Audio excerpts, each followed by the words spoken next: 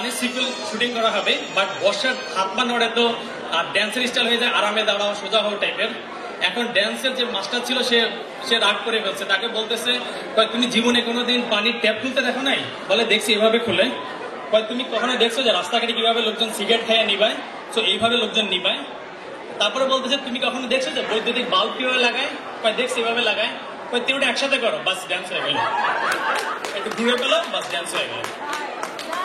এই থেকে জলিল ভাই খেপে গেছে, আরে তুমি শুধু বর্ষার ড্যান্সের টিপ দিচ্ছ, আমাকে দিবা না? আমি প্রডিউসার, আমি ডিরেক্টর, নাহলে তোমার টাকা নাই। তো বেটা তো বিপদে পড়ছে। বলে আপনার জন্য একটা পুরুষালী ড্যান্স স্টেপ আছে। আপনাদের হচ্ছে কি বাজারে গেছেন, আলু পটল যা আছেন চিংড়া চিচিঙ্গা সব কিনছেন, কিনে একটা ঝুড়ির মধ্যে নিয়ে মাথার উপরে নিছেন।